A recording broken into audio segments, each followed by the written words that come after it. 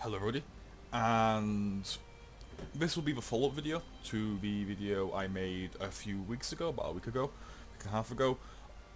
It's the best in sort Stamblade build at the moment, I think, for my playstyle and a lot of other Stamblade's playstyle. It's been a build I've told people to run for a while, and it's been one that I've always wanted to run, but I never had the items to run it, because I never had a sharpened VMA 2H. But I finally have one after about a year's worth of farming. Thanks, Cinemax. Thanks a lot. But, anyways, so this build has some really good stats, and it pumps out a lot of damage, and it performs very well. Better than my Viper Eternal. It's tanky, it heals better. It's really nice. Okay, so I'll go into the stats, and I'll go into stats. Well, no, the sets first, and then I'll go into stats, and then my skills we use, and then any alternative sets you can use, and then my CP. So, first off, of course, but as every other Stamblade build, well, of every other Stamblade, I am using 5 Bone Pirate. Now, I'll get into a tri-site enchant later on, but I run 2 well fitted, and the rest is impen. And I want to run 4 impen, but I'm missing a well-fitted piece of Bone Pirate or a well-fitted heavy helmet of Bloodspawn. So I'll just run 2 well-fitted for now, and it's still very nice. Okay, so 5 Bone Pirate on your body, and then 2 Bloodspawn head and shoulder. And then 3 agility. You can run 3 weapon damage. If I were to get my vampire back again, I would run 3 weapon damage instead of 2 weapon damage, 1 stun recovery. And then, of course, sharpened VMA Greatsword, or like any of the Master or Maelstrom weapons will do as a 2H. As long as it's sharpened, preferably a 2H, well, preferably a Greatsword. You could also run an Axe or a Maul, doesn't really matter. I just happened to drop a Greatsword, and Greatsword is really nice for damage. So, I remember Master's Bow, of course. And you run Drain Health Poison on your front bar. You can run Resource Poisons, but no, don't do that. Run Drain Health Poisons. It's not as... I can't really say, but it's not... I can put with some forearms, I can't really say that because Zenimax. But Drain Health Poisons will help you get kills against Sorks. This will drain Sorks down really fast. Like really fast, and this will help you put pressure on them. Okay.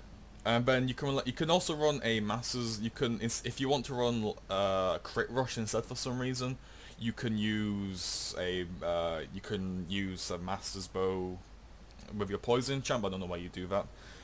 That's if you want to be weird. So my stats when I'm buffed. Let me get my Dubious on. I have 3,456 stam recovery, and I have 3,028 weapon damage, 37.1k stamina, 23k HP, and 11k magicka, with 693 magicka recovery, and the health recovery doesn't really matter. The weapon crit is kind of on the low side.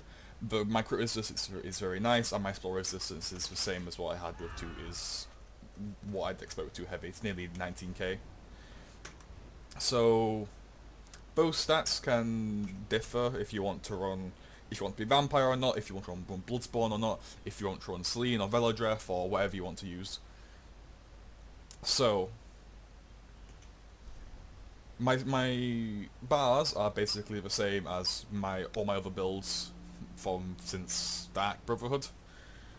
So Surprise Attack, Mass Hysteria, Ambush, Executioner. You can run Killer's Blade instead, but skill points are not exactly my forte. Rally and Incap. You can run Dawnbreaker, but nah, Incap every day. Shadow Image, Poison Injection to proc your Master's Bow. Shuffle, basically needed. Resolving Vigor and Shadow Skies and Sword Saber. You can run Bow ult if you want. You can run the Ballista, and I don't know what my tooltip actually is with my Ballista when I'm buffed. 47k. That's pretty good. That's a lot of damage. Okay. So the alternatives for this. So there are many ways you can run this. If you are a Imperial, You can run 3 weapon damage with this, and you can go vamp because you'll have HP to compensate for your vampness, and that will help you just stay alive. And with a Imperial, I think with this you can have like 25k HP, about 25, 26 maybe. It depends if you want triglyphs or not. So you can, any race that you happen to be where you have a max HP passive, you can run max Stamglyphs instead. As a Wood Elf, I decided to get some triglyphs, pump up my HP a little bit more, just so I wouldn't be running around about 22, like just under 22k HP in Cyril. That's not exactly fun because I'll get one hit and it's not fun at all. So if you're a Red Guard, if you are a Wood Elf, if you are any other race that doesn't give a max HP passive, I would 100% recommend using some Tri-Stat enchants. 2 or 3 is enough. I prefer to run 2 at the moment, but I might, if I get my heavy well-fitted Bloodspawn helmet anytime soon, I will go for a 3rd Tri-Stat enchant. If you, as an Imperial, you can have some very nice stats with this. As a Wood Elf, I prefer to be a Wood Elf with this. You can also be an Imperial, depends how you, it's just down to playstyle on how you want to run this. So, Orc, Red Guard, Imperial, Orc can also work very well. The physical damage increase, the movement speed is also very nice. The health recovery, if you want to run Troll King, maybe? Orcs with health recovery, right? I can't remember. Now, yeah, because you have your alchemy leveled. Potions you want to run with this, of course, would be Tri-Stat enchants, and your food want to be Dubious Cameroon Throne, so you you can proc your Bone Pirate. Bone Pirate is just extremely strong. So now for my CPs. My CPs are basically the same as my old build. 50 into Thick Skin, 50 into Hardy, 50 into Elemental Defender, 41 into Resistant, 9 into Quick Recovery, 32 Magician, 46 Warlord, 19 into Mooncalf. If you are a race that isn't a Red Guard or a Wood Elf, I would recommend going a little bit more into Warlord. So you can sacrifice a bit more into so you can take some points at a Mooncalf put into Red Guard to make up for the insane stam recovery that a Wood Elf has, because we maximise on our stam recovery. 32 into Tumbling, 30 into Blessed, 5 into Melee Weapon Expert, 5 in Shattering Blows, 13 into Thaumaturge, helps increase your bowl if you want to use it, helps increase your poison injection by 6%, that's very nice. 47 Precise Strikes, just so more crit heals. We don't have that much crit, and if we crit, we want it to crit more. It's also because I don't want to put any points into piercing, because the diminishing returns until next patch isn't exactly the best. Next patch, piercing might be worth it, and then 100 into mighty. That's basically my CPs. And the only differences is if you were to be a stamina race that doesn't give some innate stam management like Red Guard or Wood Elf, you would want to switch these two around and go a bit more into Warlord and a bit less into Mooncalf. For the alternative sets, the only thing I can see being a little bit more like things that people would switch out would be your Bloodspawn, and I prefer to run Bloodspawn recently. I tried it out a while ago when Homestead dropped, and I wanted to see if it was any good on the Stamblade. I knew it was good before, but I want to see if it was any good in open world, and this does so well in open world. You get incapped, this will help you recover if you get incapped. It'll just help you tank a lot of things, and if the stam recovery is very, very nice. The ultimate you get from it is amazing. It lets you incap faster, it lets you be a little bit more offensive or staying defensive because you have an incap ready.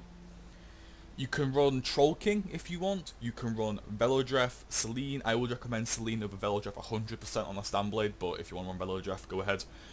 You can run one Crag, one Velodreth, one Bloodspawn. It's all up to you.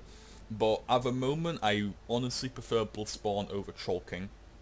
I will try out Troll King with this build. I have a few things to test, but I honestly think that Bloodspawn is one of the best, if not the best set for just sustainable Stamblade at the moment. But this will be, I'll be ending the video now, but there's a few things you can change with this. It's all down to what race you have and what playstyle you want to run. If you want to run really, really bursty, you can run 3 weapon damage. I prefer stam recovery because poisons, just in case I get poisoned. You can run triglyphs if you are not a stamina or a health race. It all depends on what you have. So if you're not a race that gives health, you would want to use 2 or 3 triglyphs at minimum, 4 or 5 at max. If you aren't, then go max stam glyphs and make up for the max stam that you probably have. But for me, an Imperial is probably the best race of this. Maybe. I'm pretty sure Imperial is the best race of this build. And you can go Vampire with your Imperial, and you can go 3 weapon damage, and it'll make up for the recovery that you lose from being an Imperial. It's all depends on what race you have. But I think I covered what you can use if you're a different race pretty well. If you have any questions, feel free to write me in game, message me on the forums, I'll happily reply. But thanks for watching, and I'll see you in the next video, which will be coming out in like 1 or 2 weeks. Because I finally fixed my shadow play, so time to go out and start hunting some clips. Anyways, thanks.